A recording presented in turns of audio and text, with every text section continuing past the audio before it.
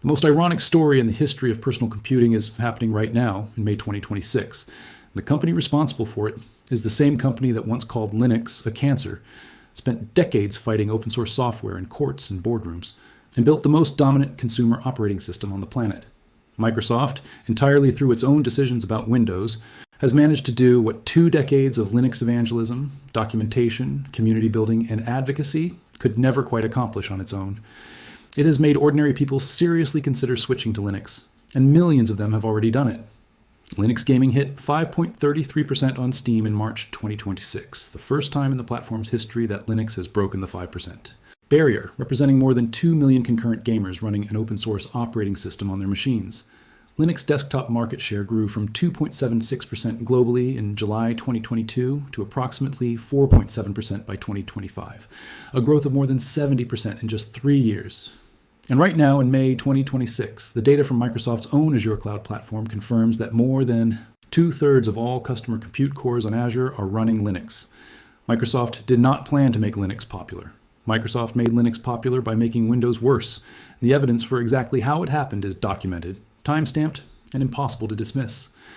The story begins with a decision that Microsoft made about hardware requirements for Windows 11 that, in retrospect, will be studied in business schools as one of the most consequential self-inflicted wounds in consumer technology history. When Microsoft released Windows 11, it built in mandatory requirements for a TPM 2.0 security chip and specific recent CPU generations, effectively locking out hundreds of millions of perfectly functional personal computers from the upgrade path. These were not broken machines. They were not slow machines. They were machines that ran Windows 10 without complaint, that sat in homes and offices and schools around the world, that had been purchased in good faith by people who had every reasonable expectation that Microsoft would support them for years to come. The TPM 2.0 requirement alone disqualified a staggering volume of 2017 era and 2018 era hardware that was completely capable of running modern software, and it sent a very clear message to the users of those machines. Microsoft considers your computer obsolete, and your options are to buy new hardware or stay on an unsupported operating system. It was a forced obsolescence decision dressed up as a security policy, and it handed the Linux community its single biggest recruitment opportunity in history. The end of support deadline for Windows 10, which arrived in October 2025, turned that recruitment opportunity into a full migration event. With Windows 10 support officially over, the hundreds of millions of machines that could not run Windows 11 due to hardware restrictions were suddenly operating without security updates from Microsoft. Every known vulnerability in Windows 10 discovered after October 2025 would remain unpatched on those machines forever.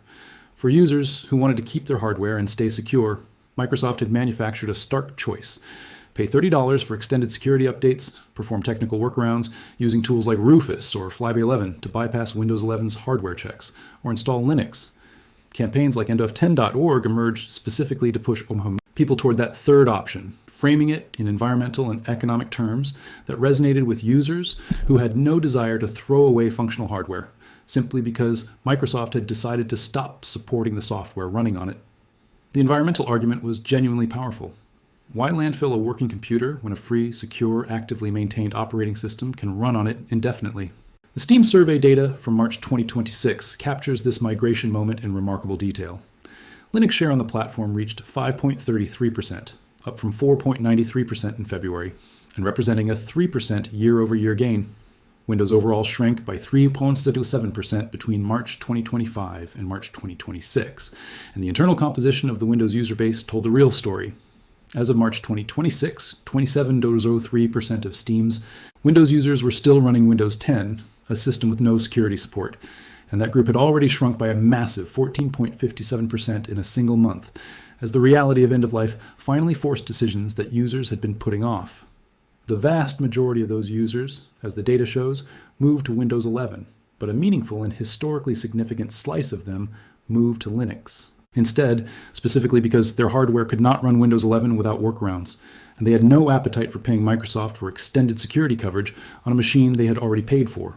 For context, Linux reaching 5.33% on Steam also meant that for the first time in Steam's history, Linux had surpassed macOS on the platform. Apple's operating system, backed by one of the most valuable companies on Earth, was beaten in gaming market share by a community-built open-source kernel that has been declared dead by mainstream commentators approximately every 3 years for the last 2 decades. Beyond the forced hardware obsolescence story, Microsoft's ongoing decisions about the Windows experience itself have been driving a quieter but equally steady stream of users toward Linux. The integration of advertising into the Windows Start menu, a feature that has persisted and expanded despite years of user backlash, represents a fundamental shift in the relationship between Microsoft and its users. When you pay for a product and that product shows you advertisements, the implicit contract of ownership has been broken.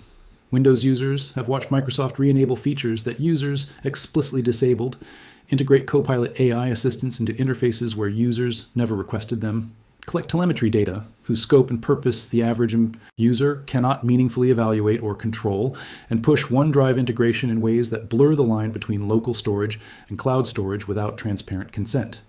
None of these decisions are catastrophic on their own, but together, across years of accumulated friction, they have produced a user base that feels increasingly like it is renting access to its own computer rather than owning it. Linux, which does exactly what its users configure it to do and nothing more, is the direct antithesis of that experience. It does not show ads. It does not re-enable disabled features. It does not push cloud services. It simply runs. The gaming angle of this story deserves particular attention because gaming was, for most of the last 2 decades, the single most effective argument for keeping Windows as your primary operating system. Valve's investment in Proton, a compatibility layer that allows Linux to run Windows games, has systematically dismantled that argument over the past 4 years. Proton 10.0, the latest release, brings stability gains and expanded title compatibility that has pushed the percentage of Windows games playable on Linux to approximately 90%. Games that were previously impossible to run on Linux due to aggressive anti-cheat systems, Apex Legends, Counter-Strike 2, Dota 2, and dozens of others now work after easy anti-cheat added native Linux support. Performance testing shows Linux running most titles at near native Windows speeds and on AMD hardware specifically, where open source drivers have reached a level of maturity that genuinely rivals the proprietary Windows experience. Some games actually perform better on Linux due to lower system overhead. The Steam Deck, Valve's handheld gaming device running Steam OS, which is built on Arch Linux, proved this to millions of consumers who never thought of themselves as Linux users and had no interest in becoming one. They bought a gaming device. The gaming device happened to run Linux. It worked. That was the proof of concept that no amount of forum advocacy could have delivered. The hardware industry has noticed. At CES 2026, Lenovo announced the Legion Go 2 running Steam OS natively, following Valve's lead and signaling that major PC hardware manufacturers are willing to ship consumer gaming devices with Linux pre-installed and positioned as the primary operating system. This is genuinely new territory.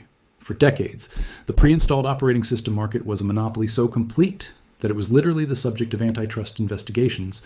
The idea that a major PC manufacturer would ship a consumer product running Linux as the default experience, not as a server appliance or a developer workstation, but as a gaming handheld marketed to mainstream consumers, would have seemed delusional to anyone following the industry 5 years ago. It is happening now because the combination of Valve's software investment and Microsoft's hardware exclusion decisions created a market gap that manufacturers can see and are choosing to fill.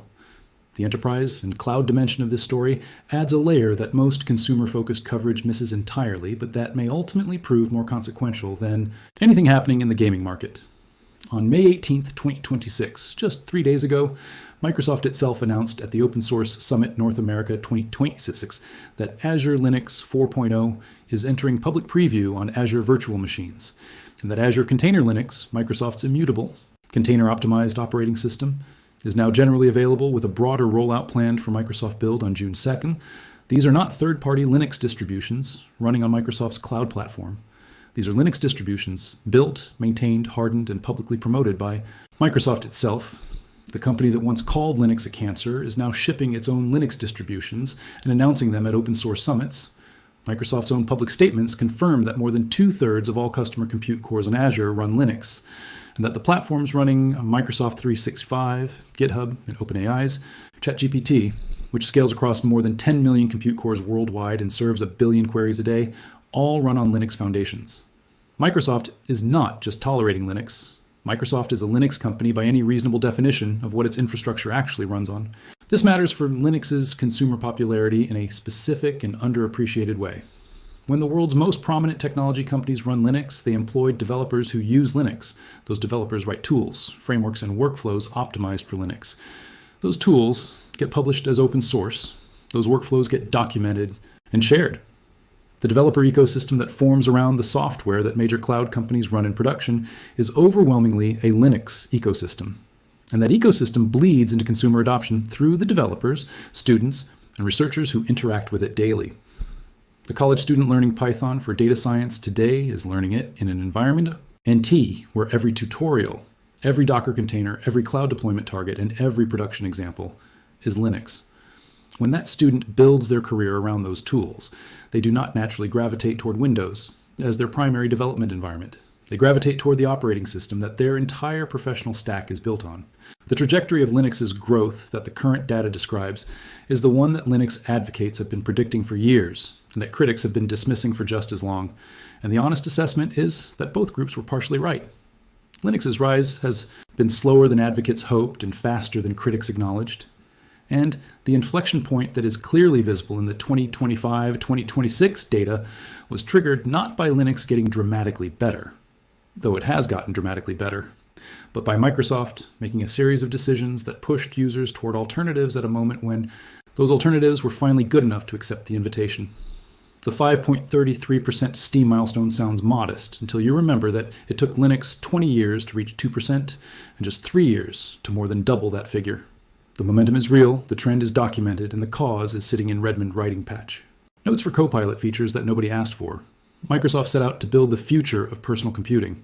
What it actually built, through hardware exclusions and forced obsolescence and advertising in the start menu, and AI assistants shoved into every corner of the interface, was the most effective Linux marketing campaign in the history of the operating system.